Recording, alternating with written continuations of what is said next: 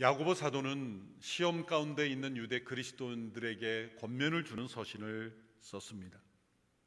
그들은 핍박 가운데 있었고 핍박으로 인하여 삶의 터전을 떠나 흩어질 수밖에 없었습니다. 또한 흩어짐으로 말미암아 그들은 가난이라는 시험에 처할 수밖에 없었습니다. 또 가난 가운데 분열이라는 시험도 직면했습니다. 핍박이 흩어짐을 낳았고 그리고 가난을 낳았고 분열을 낳았습니다. 특별히 가난 가운데 있는 성도들에게도 격려와 위로를 줌과 동시에 부유함이라는 시험 속에 죄를 짓고 있는 이들에게도 교훈을 주고 있습니다. 로마 제국 사회에서 부는 주로 상업과 농업을 통해서 형성되었습니다.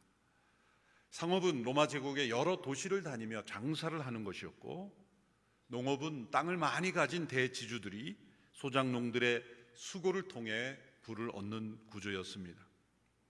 로마 제국에 대한 여러 문헌들이 주로 도시의 모습에만 집중되어 있기 때문에 로마 제국 전체가 도시화되었다고 사람들이 착각하기 쉽습니다. 그러나 로마 제국의 도시화는 10% 정도만 이루어졌고 나머지 90%는 여전히 농업 중심의 사회였고 봉건 사회였습니다. 봉건 사회의 불이함을 우리는 역사적으로 잘 알고 있습니다. 대지주 소수의 귀족들이 많은 소작농들, 실제로는 노예화된 이들을 착취함으로 엄청난 부를 축적하는 그런 구조였습니다.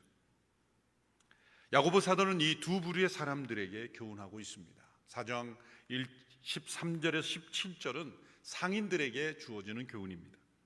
5장 1절에서 6절은 바로 그러한 봉건 농업사회의 대지주들에게 주어지는 교훈입니다.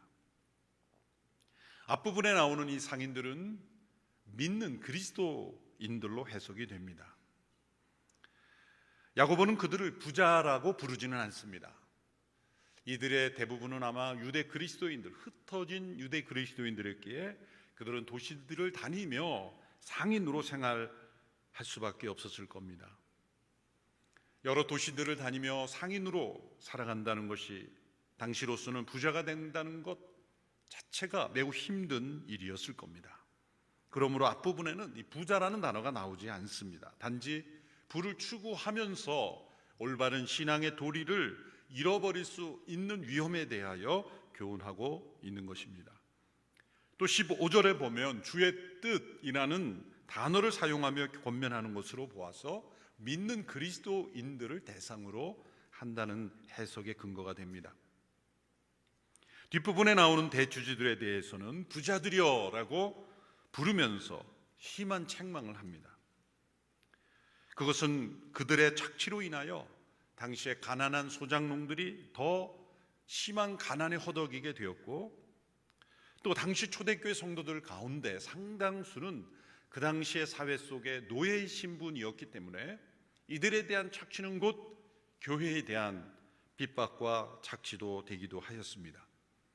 야고보는 이들에게는 어떤 권면이나 교훈보다는 책망과 멸망에 대한 하나님의 심판 선언을 하고 있습니다. 먼저 4장 13절에 17절의 내용을 보시면 당시에 상인으로 일하는 그리스도인들에게 주는 권면입니다. 상인으로서 그 시대 속에 돈을 벌어야 하는 그 시대 속에 그리스도인으로 어떤 자세를 가져야 할 것인가, 세 가지 권면의 내용으로 정리될 수 있습니다. 첫 번째 권면은 내일의 모든 일을 스스로 통제할 수 있다고 여겨서는 안 된다는 권면입니다.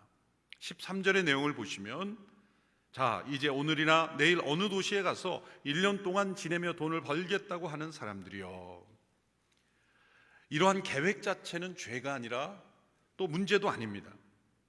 이것은 열심히 일하는 사업가들의 일상을 말해줄 뿐입니다. 이러한 사업 계획을 세우는 것 자체를 하나님께서 정죄하시는 것이 아닙니다. 오늘이나 내일, 한 달, 두 달, 반년, 1년 어느 도시에 가서 돈을 벌겠다, 그 자체는 문제가 없죠. 문제는 그 이면의 생각에, 그 미래의 모든 계획과 운명이 자기 손에 달렸다고 생각할 때 거기서부터 문제가 되는 것입니다. 내일의 모든 일을 스스로 통제할 수 있다고 생각하는 것, 그것은 자만이요 하나님의 살아계심을 인정하지 않는 것, 하나님의 뜻, 하나님의 계획, 하나님의 주권을 미래의 계획에 포함시키지 않는 불신앙이 되기 때문입니다.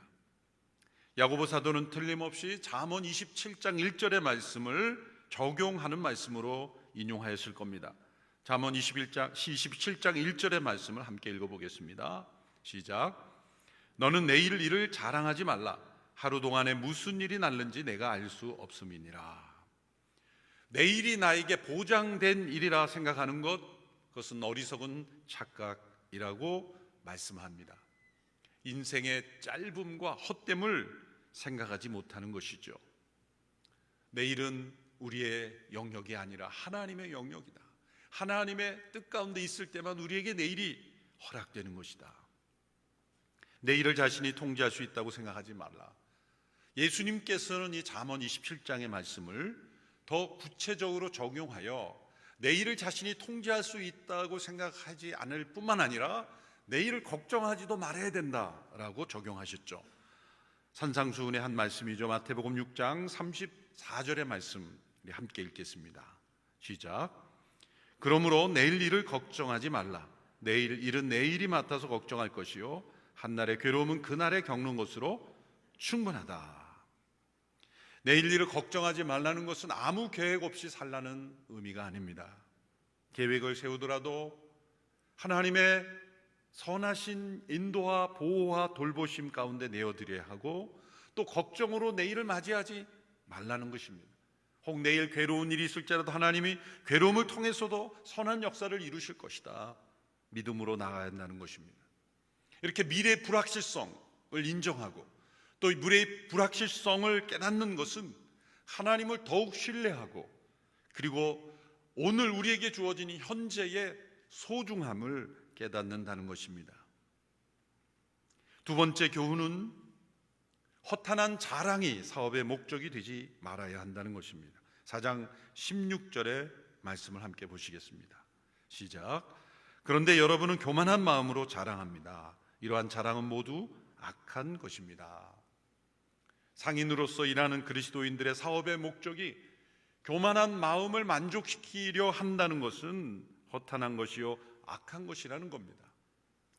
사업을 하시는 분들은 때로 자신의 마음속에 어떤 허세, 허영 혹은 허탄한 또 교만한 자랑을 만족시키기 위한 사업이 결코 형통할 수 없다는 것을 잘 아실 겁니다. 허탄한 마음을, 교만한 마음을, 자랑하고 싶은 마음을 만족시키려는 일에 하나님의 개입이 있을 수 없는 것이죠. 있다면 하나님이 그 계획을 이루지 않도록 하실 것입니다.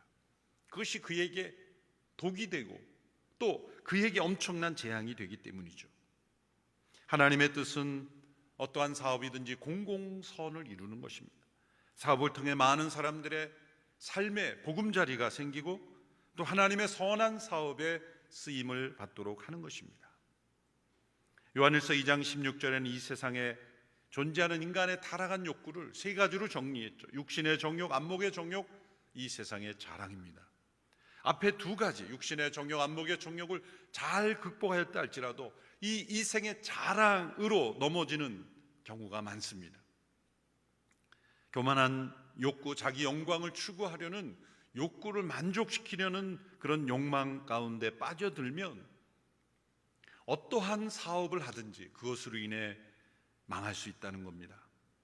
세 번째 교훈입니다.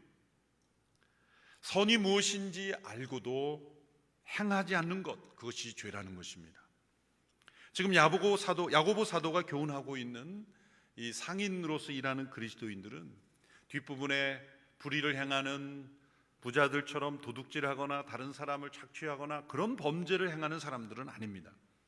야고보 사도가 본 것은 미래가 마치 자신의 손안에 있는 것처럼 교만한 모습, 또 허탄한 자랑, 허영을 만족시키려 하는 그런 모습을 지적하는 거죠.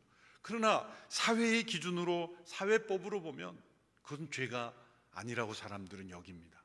그저 잘 살고 돈도 잘 벌고 일도 잘하면 좋은 것이라 그렇게 여기죠. 그러나 야고보 사도는 보다 엄격한 죄의 기준을 여기에서 말씀하고 있는 것입니다. 그것은 선이 무엇인지를 알고 그것을 행할 수 있음에도 행하지 않는 것. 여기 선은 무엇입니까? 하나님의 뜻입니다.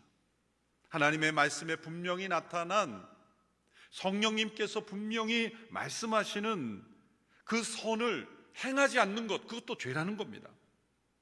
잘못된 행동을 함으로써 범하는 죄가 있고 마땅히 행할 선을 행하지 않음으로 범하는 죄가 있다. 그 성령을 따라 행하지 않는 죄, 하나님의 뜻이 무엇인지를 알고도 행하지 않는 죄, 그 기준이 보다 깊어지는 거죠. 거짓말하는 것도 죄지만 진실을 알고도 말하지 않는 것도 죄가 되는 것입니다.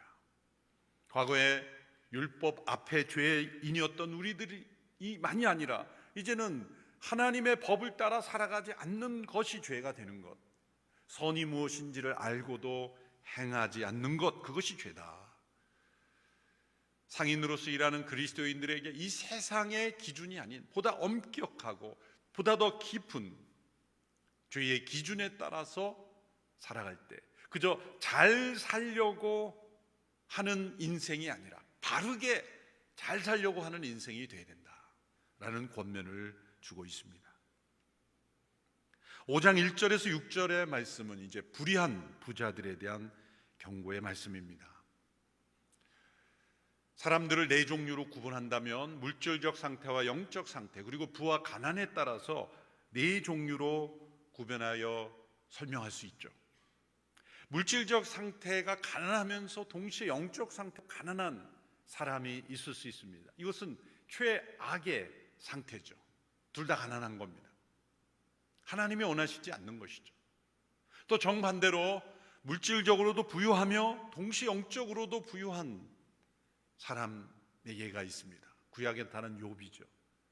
욥은 부유했지만 의인이었고 하나님이 기뻐하시는 거룩하고 경건한 구제와 나눔에 힘쓰고 정결한 삶을 살았던 사람이에요. 그래서 하나님이 자랑하셨고 사단이 그 욥을 표적으로 공격했던 것입니다. 이러한 삶이 어렵지만 불가능한 것은 아니다 라는 샘플로 우리에게 보여주신 것이죠. 그는 물질적으로도 부유했지만 영적으로도 하나님 앞에 정결한 사람이기에 그런 엄청난 시험을 통과하며 야고보 5장 후반부에도 욥의 인내를 강조하면서 이러한 삶이 되어야 된다는 샘플로 우리에게 보여주는 것입니다. 비록 욥이 심한 고난 속에서 많은 말을 했지만 의인이었기 때문에 그 정도 말한 거죠. 그 정도 상실, 그 정도의 시련이 다가왔다면 우리는 아마 초반부에 넘어졌을지도 모릅니다. 그러나 이렇게 물질적으로도 부유하지만 부유함에 넘어져서 시험에 들지 않고 이렇게 하나님 앞에 몸부림치며 살아갔던 욥도 가능하다라는 것을 보여줍니다. 또 물질적으로는 가난했지만 영적으로는 부유한 이들이 있습니다. 두 렙돈 자신의 전부를 하나님 앞에 드렸던 가난한 과부, 또한 서머나 교회, 이런 예들이 있습니다. 네 번째로 물질적으로는 부유하지만 영적으로는 가난한 이들이 있었습니다. 젊은 부자 간원이 그랬고 라오디게아 교회가 그랬습니다. 라오디게아 교회에 대한 하나님의 평가를 보면 나는 부유하다, 부족함이 없다 말하지만 실제로 물질적으로 그랬을지 모르지만 영적으로는 헐벗은 가난한 그런 모습이었다는 것을 지적합니다. 이렇게 네 번째 종류에 속하면서 거기서 더 나아가 불의하고 악한 이들이 있었다는 것이죠. 이들에게 세 가지 교훈을 주고 있습니다. 첫째는 불의하게 쌓은 많은 재물은 결국 삶을 무너지게 할 것이라는 경고입니다. 야고보서 5장 1절에서 3절의 말씀을 우리 같이 함께 읽겠습니다. 시작. 부자들이여 여러분에게 닥칠 고난으로 인해 슬퍼하며 통곡하십시오. 여러분의 재물은 썩었고 여러분의 옷은 좀 먹었습니다. 여러분의 금과 은은 녹슬어 여러분에게 증거가 될 것이며 불처럼 여러분의 살을 삼켜버릴 것입니다. 여러분은 마지막 날에도 재물을 쌓았습니다. 썩고 녹슨 재물이란 무엇입니까? 불의하게 축적한 재물. 과도하게 축적하여 생산적으로 쓰임받지 못하는 재물, 그런 재물은 결국 불처럼 그의 삶을 삼켜버린다는 겁니다. 마지막 하나님의 심판 앞에 섰을 때 정죄의 근거, 심판의 근거가 된다는 경고의 말씀입니다. 두 번째로, 더 나아가 정당한 품삯을 지불하지 않은 불의함, 그런 부자에 대한 하나님의 공의로운 개입이 있을 것이라고 말합니다. 당시에 농업 봉건 사회에서 마땅히 지불해야 될 임금조차 지불하지 않는 악한 지주들이 있었던 것 같습니다. 하나님은 이들의 억울한 부르짖음에 귀를 기울이시고 들으신다라는 겁니다. 이것을 오늘날 어떻게 적용해야 되겠습니까? 우리 그리스도인들이 하는 그런 사업에서 마땅히 줄 수 있음에도 불구하고 임금을 주지 않는 그러한 일들이 있어서는 안 되는 것이죠. 건물주가 있다면 과대한 임대료로 세입자들의 어려움을 주어서는 안 되는 거겠죠. 억울한 부르짖음이 나타나서는 안 된다는 것입니다. 예레미야 17장 11절의 말씀을 연이어 읽어보겠습니다. 시작. 부당한 수단으로 부를 얻는 사람은 자기가 낳지 않은 알을 품은 자고새 같다. 그 인생의 반이 지나갈 때 부가 떠날 것이고 결국에 그는 어리석은 사람이 될 것이다. 부당한 수단으로 부를 얻는 것에 대한 경고의 말씀을 계속 주고 있습니다. 실제로 예언서의 많은 부분이 이러한 예언입니다. 이사야, 예레미야, 에스겔, 하나님의 심판이 그 사회에 왜 임했는가? 부당한 수단으로 부를 얻는 사람들이 많아졌을 때, 그리고 억울한 부르짖음이 극에 달했을 때 하나님께서 그 사회를 심판하신 것을 구약의 역사를 통해서도 우리에게 전해주고 있습니다. 이제 더 나아가 세 번째 가장 심각한 상태이죠. 의로운 사람을 정죄하고 죽음에 이르게 한 불의에 대하여 하나님이 심판하신다는 겁니다. 정당한 임금을 지불하지 않을 정도가 아니라 이제는 죄가 없는 의로운 사람들을 법적인 울타리를 가지고 법을 이용해서 노예화하는 거죠. 여기서 살인은 직접 죽음에 이르게 한 것이기도 하지만 실제로는 법정 살인이라고 할 만큼 법으로는 아무 문제가 없지만 가난한 이들을 굴레를 씌워서 거기에서 벗어나지 못하도록 실제로 죽이는 것과 다름없도록 그렇게 만드는 일들이 너무나 많았다는 것이죠. 그리고 실제 초대교회 그리스도인들 가운데 상당수의 사람들이 노예의 신분이었기 때문에 이들에 의하여 억울한 희생을 당하는 이들이 있었기 때문에 야고보 사도가 이것을 알고 이들에 대한 경고를 주고 있는 것입니다. 이처럼 부정한 수단으로 불의한 방법으로 부를 축적하며 하나님의 심판에 가까이 이르는 이들을 향하여 하나님께서 경고하고 있습니다. 17세기의 화가 렘브란트가 1627년에 그린 어리석은 부자라는 그림이 있죠. 예수님의 비유를 가지고 그린 그림입니다. 17세기 네덜란드는 엄청난 부가 쌓이는 시기였죠. 네덜란드가 이 종교개혁 이후에 가장 개혁의 사상을 많이 받아들인 나라 중에 하나입니다. 이 프랑스에서는 개신교들이 많은 핍박을 받았기 때문에 이 프랑스의 위그노들이 다른 유럽 국가, 특별히 네덜란드에 많이 건너가서 그 사회를 칼뱅주의에 기반한 그런 사회로 그 틀을 만들었죠. 하나님의 질서를 따르면 하나님께서 이 번영과 부를 주시는 것이 역사 속에 나타납니다. 그러나 부유해진 네덜란드는 큰 딜레마에 빠졌죠. 물질적으로 번영할수록 대패, 향락, 술집이 더욱 늘어났기 때문입니다. 렘브란트가 이 그림을 그릴 때 18세였습니다. 그가 이 그림을 그릴 때는 부유함이 가져온 시험에 빠진 어리석은 부자들을 경고하고자 18세의 나이지만 의식을 가지고 이 그림을 그린 것으로 생각이 됩니다. 이 그림을 보면 돈자루와 온갖 서류들로 가득한 이 방에 앉아있는 이 부자의 얼굴은 걱정과 먹구름이 가득 차 있었습니다. 그런데 렘브란트가 이런 그림으로 유명해졌을 때 30대가 될 때 그는 부자가 되었습니다. 부자가 되자 그는 자신이 비판하고자 했던 그 대상들처럼 그 자신도 허랑방탕한 삶을 살게 됩니다. 정숙하지 못한 아내를 얻게 되고 사치하게 되고 결국 36살 때 그는 파산하게 됩니다. 불행한 인생을 살게 되죠. 자녀 6명 중 5명이 죽게 되고 그리고 아주 극도로 가난한 삶을 살게 됩니다. 이러한 사례를 통해 우리에게 주는 교훈은 무엇일까요? 우리가 불의한 부자들을 비판하지만 정작 자신에게 그 부가 찾아올 때는 자신도 똑같이 될 위험성이 많다는 겁니다. 가난을 통한 시험을 이기는 것보다 부를 통한 시험을 이기는 것이 훨씬 어렵다는 것입니다. 가난을 통한 시험은 힘들고 고통스러운 것에 멈춥니다. 그런데 부를 통한 시험은 더 간교해지고 더 많은 사람들에게 악을 끼치게 되고 결국 하나님의 심판 앞에 더 큰 심판을 받게 되는 근거가 된다는 것입니다. 그러므로 부를 통한 시험이 더 두려운 것이며 더 영적으로 깨어있지 않으면 안 된다는 것입니다. 어떤 사회이건 네덜란드도 마찬가지고 대한민국도 마찬가지고 가난을 통한 시험은 힘을 합쳐 이기지만 부를 통한 시험은 이기기 어려운 것이 역사의 중요한 흐름이었다는 것입니다. 하나님은 부자가 되는 것을 반대하시는 것이 아닙니다. 하나님은 모든 부유함의 근원이시며 욥을 축복하신 것처럼 경건하게 그 부의 관리자가 되는 것을 기뻐하십니다. 그러나 불의한 부자가 되는 것은 반대하십니다.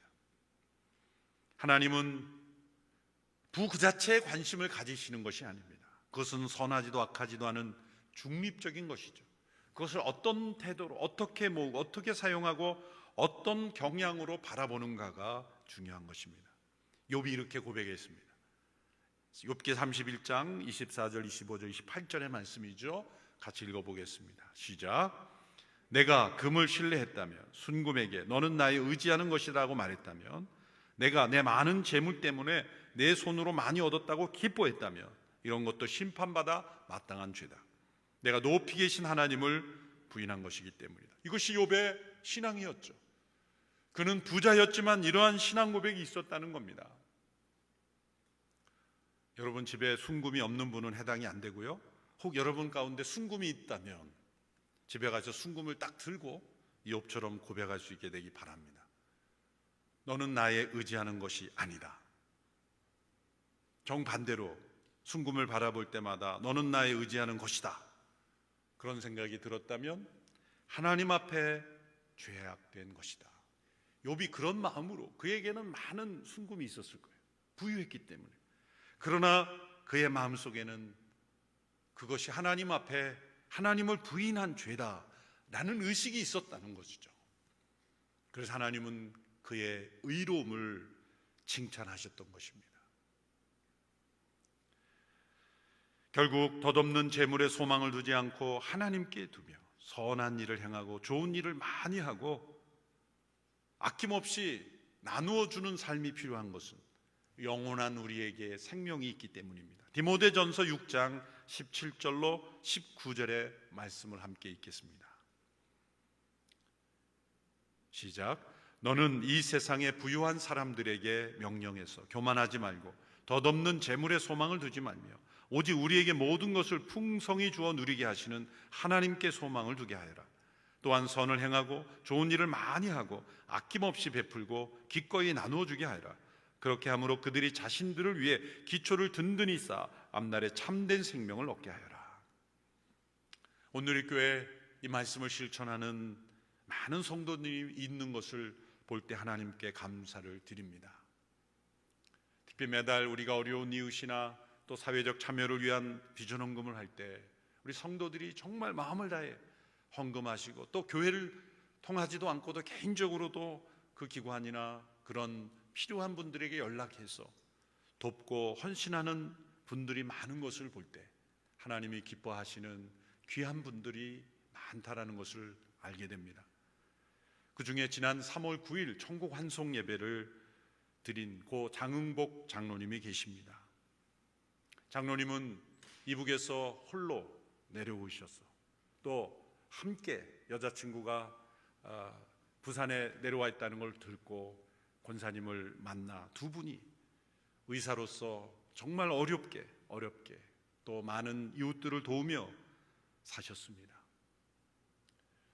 그리고 100억이 벌리면 장학사업에 드리겠다. 그 밖에도 누리교회 여러 어려운 이웃들이 생길 때마다 전화를 주시면 각 공동체 가장 어려운 이웃들, 장애인들을 위하여 나눠주도록 그렇게 현금을 보내주셨어요. 우리 장로님이 전화를 주면 저에게 부탁하거나 요청하는 것은 한 번도 없습니다. 전화 주시면 언제나 도울 분들 찾아달라, 그런 선한 헌신된 분이셨습니다. 지난 대선일 3월 9일 천국 환송 예배로 보내드렸는데 그때 추모 영상으로 만들었던 것의 일부분만 우리가 보고 말씀을 맺도록 하겠습니다.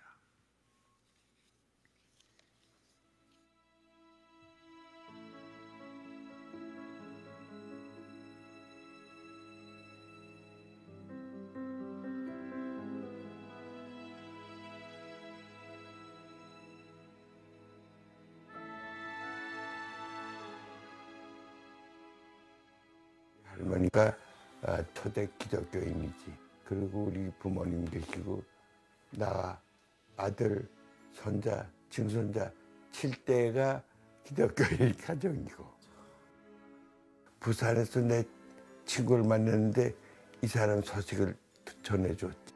그래서 결혼을 53년도 3, 4월 달인가 했는데 정말로 아무것도 없지. 전부 옷 입어서.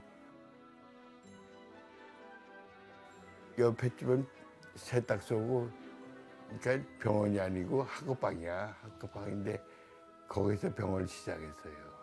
그때는 환자가 오면 보고 안 오면 안 보지 문을 닫고 하는 시간은 없어. 밤중에 와서요. 문 두드려서 딱 유리창 깨놔요. 빨리 안 열어준다고. 근데 밤에 오는 사람 치고 돈까지 오는 사람 없어. 아이들이 잘 자나 하고서 아래층에 내려왔다가 보니까 연탄가스로 쓰러져 있는 걸 보시고서 저를 깨우셨는데 일어나 보려고 했더니 몸이 잘 가누어지지 않는 거예요. 그리고 머리가 굉장히 아팠고, 그래서 그 비타민 C라고 그때 김치국물 주셨어요. 12시에 환자가 안 해줬으면 어떻게 될지 모르지.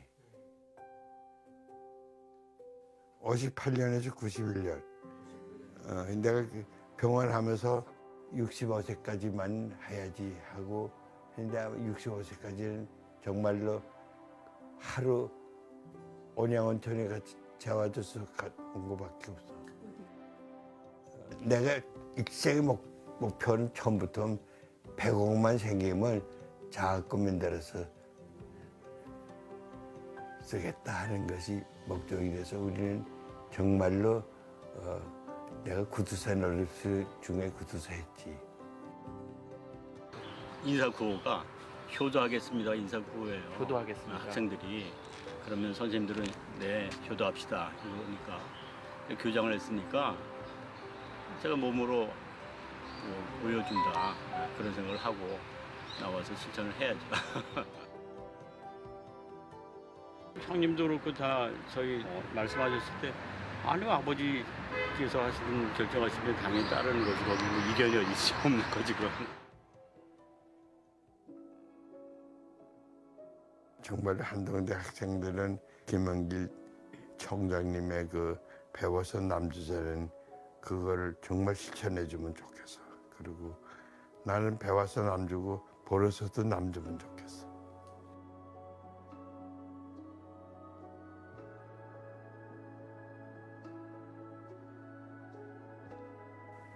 우리 온누리교회에서 독거노인도 있고 장애인도 있고 제일 불우한 가족 해서 3번 했는데 그걸 앞으로 계속 하려고 생각하고 있어요.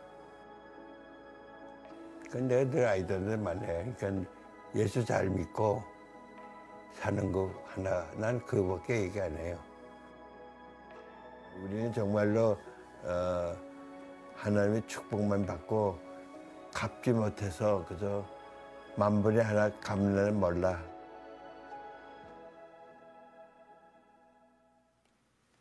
기도하겠습니다. 하나님 아버지, 우리 온누리교회 고 장흥복 장로님과 같은 귀한 하나님의 사람을 또 믿음의 본보기로 세워주시니 감사합니다. 욥과 같이 의로운 부자로 많은 이들에게 선한 영향력을 미치고 나눠주기를 기뻐하며 또 배워서 벌어서 남주는 복된 축복의 통로들이 다 되게 하여 주옵소서. 예수님의 이름으로 기도하옵나이다. 아멘.